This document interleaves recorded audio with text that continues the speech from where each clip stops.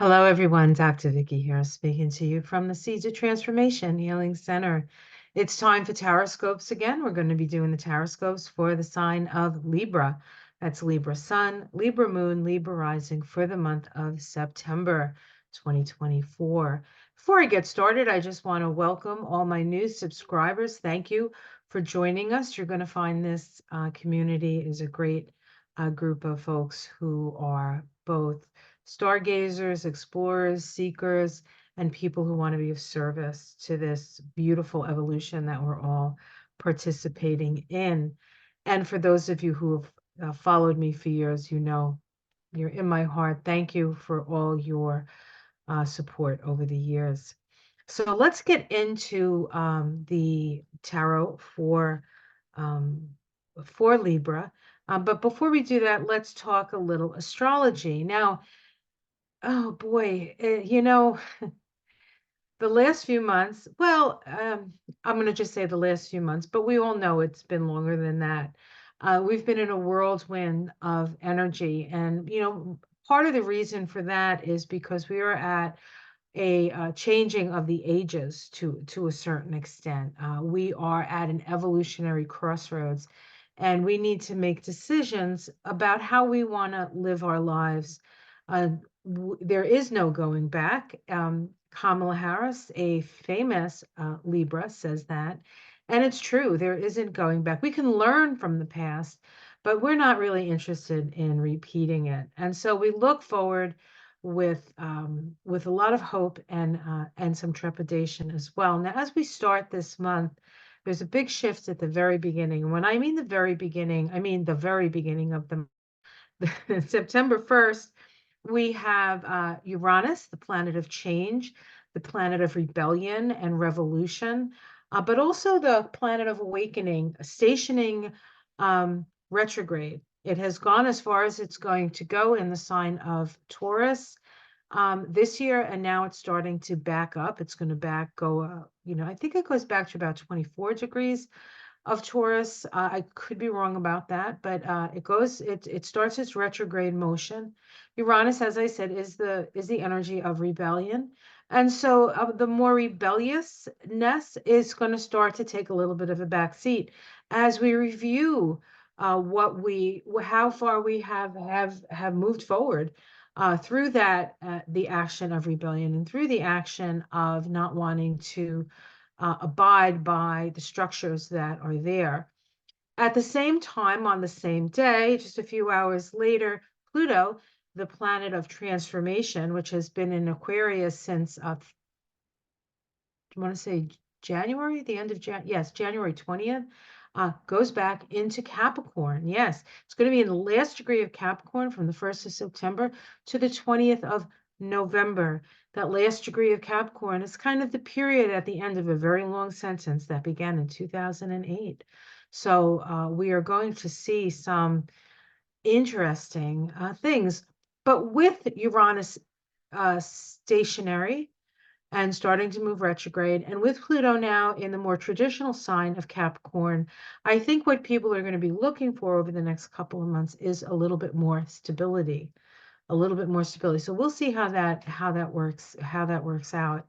We have a new moon on the 2nd. So we have those two big shifts, right? On the 1st, on the 2nd, we have a new moon in Virgo. It's at 12 degrees. Yes, 12 degrees of Virgo, I believe. Yep. And so wherever 12 degrees of Virgo might fall in your chart. Now, Libra, it falls in your 12th house, the 12th house of your connection to spirit. The 12th house is a spiritual house. It's also a house of hidden enemies. So just be aware just be circumspect, right? We're just going to be circumspect at this time.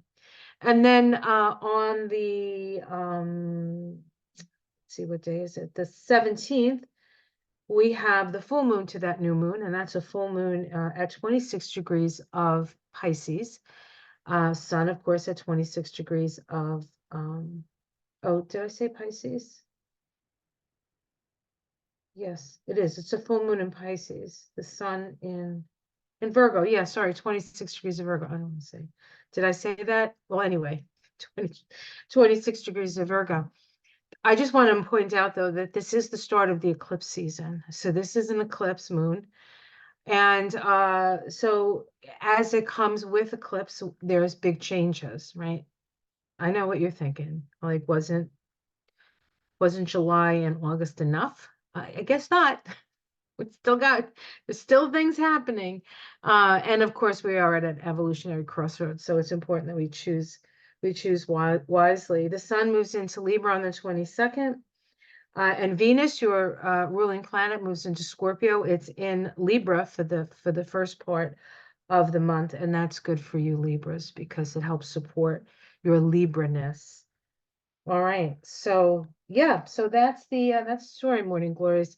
For more specific information on the astrology of the month, I would suggest you check out my astrology of the month. I usually do it week by week when it's a very intense time, and so I've been doing it week by week for a long time now, it seems.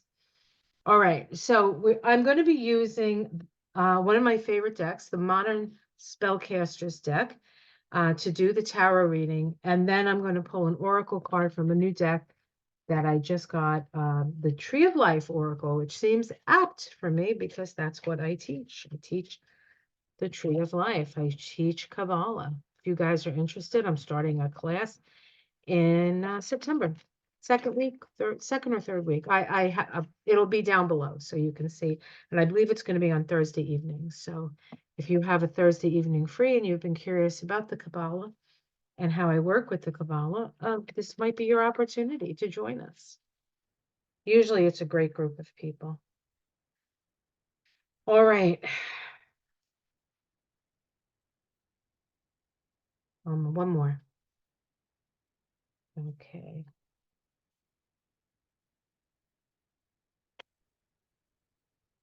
Okay.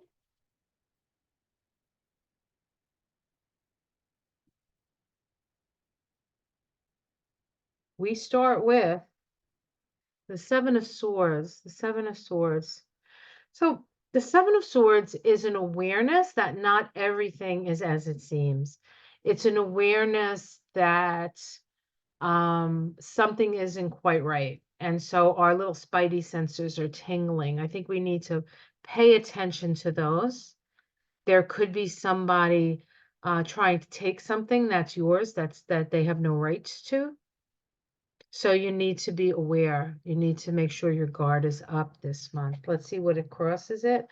Uh, it's delusion and illusion. I feel like whoever this person is not in their right sense. Is not in their right sense. So be careful around people who seem a little bit sort of the true believer type. I would say you have to be careful of that. Let's see what's underneath this. Moving away from troubled waters. Yeah, so you're moving into some more calmer times, or at least that's what you would like to do. And so I think what this is saying is you're on the way, but you can't become complacent. Like you're definitely going in the right direction, but you still have to keep your guard up, as it were.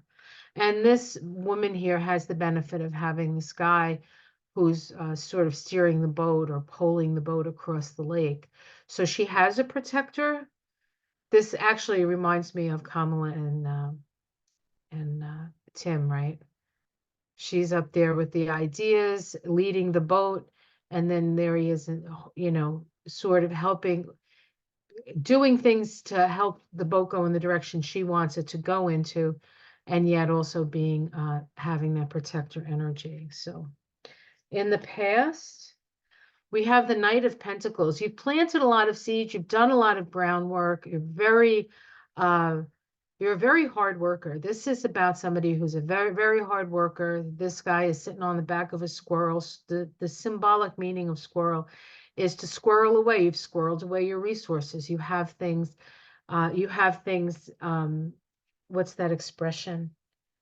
Your larder is full, kind of. That's not the expression. I can't think of the expression, but you've done your due diligence to get there.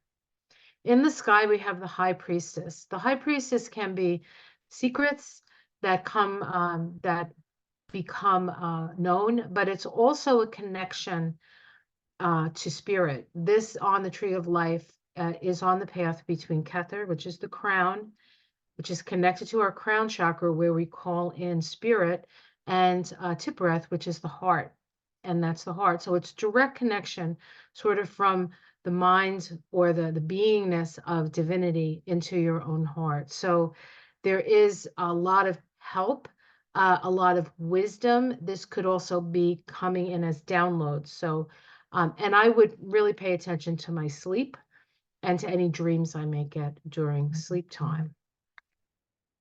Immediate, yeah, Five of Swords. There's going to be a full-on attack. Full-on attack using unscrupulous means. But remember, you are protected. But you still have to fight. You still have to fight that. You can't let that just sit, okay? How it's seen from the outside.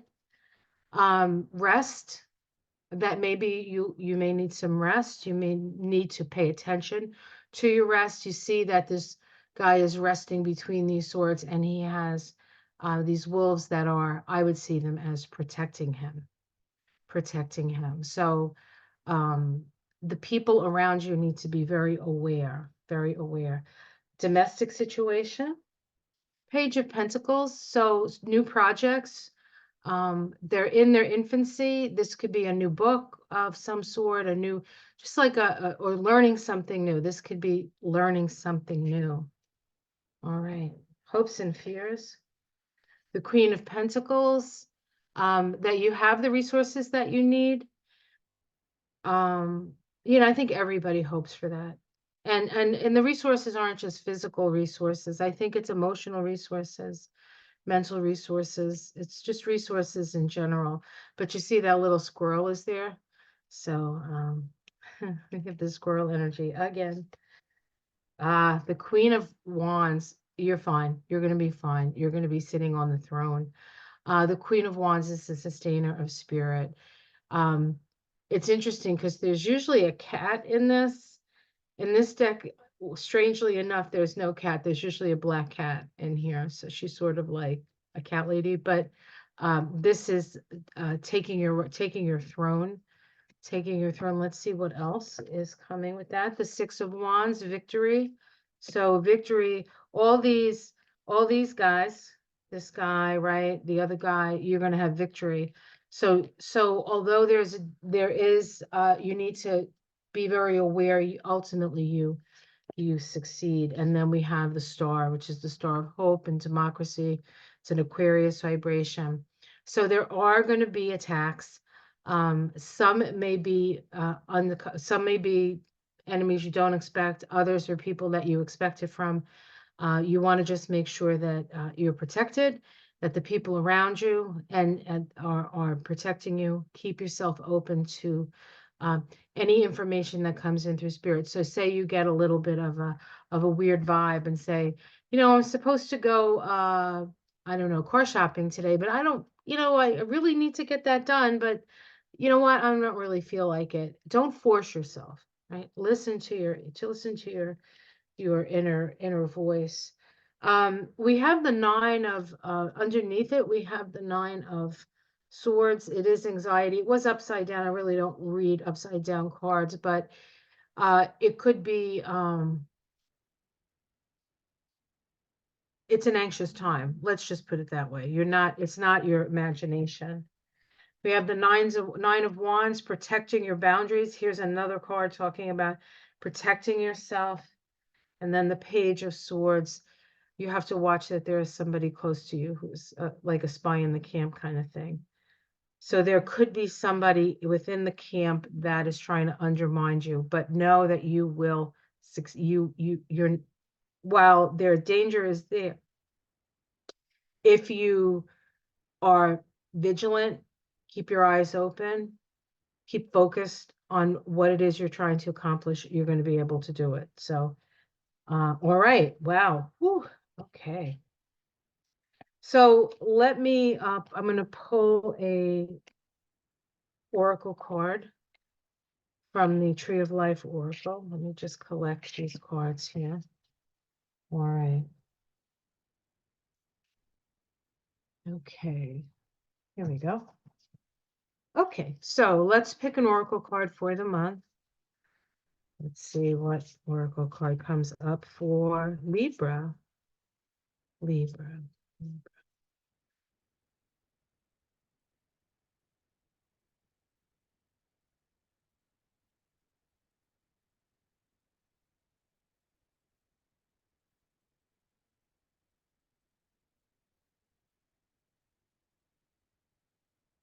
I do it until it feels good. Can I tell you? No, it's a little bit of a bummer for you guys waiting for me to pick something, but it's got to feel good. Not yet. It doesn't feel good yet. Feels good. The pillar of mercy, grace, peace, and love. The pillar of mercy. So on the tree of life, there are three pillars. There's the middle pillar, there's the pillar of severity, and the pillar of mercy. This is the card of the pillar of mercy. Grace, peace, and love. Grace, peace, and love. So you are in grace. You are in peace. You are in love. If you stay in that place, then you're safe. You see the shield? So you're safe. You're in the shield of the energy. So the energy, as you see in this symbol, this person, so sort of person, on this path, you see the light coming down through this Sephiroth. This is Hokmah. This is the place of the divine masculine. This is Hesed. This is Netzach. It's coming down from spirit. So it's about bringing the energy in and then letting it sort of vibrate out. So the light shields you, the light protects you. All right. And this is also the pillar of mercy is associated with the pillar of the past. So you're going to be bringing in talents, abilities uh, from your past to help you navigate this time, and also from past lives, because part of that path is connected to the Akashic records. So if you're not sure what to do, that's why I said when you're sleeping, you definitely want to keep like a dream journal, because information is going to come through your dreams. Information is going to come through your meditations. Information is going to come when you're in that sort of in between space where you're not quite here, but you're not quite there. Okay, so that is the story, Morning Glories. All right, well, I hope you have a safe month. Keep your ears and eyes open. Tell the people around you that when you get these feelings, say, I have a feeling. Let's just keep our antennas a little bit out, a little bit higher, or a little bit more fine-tuned but in the end, you're going to be successful, and you're going to win, whatever that means. Those people who want to do you ill are not going to win, which means that you get to win, right? All right. Take care, everyone.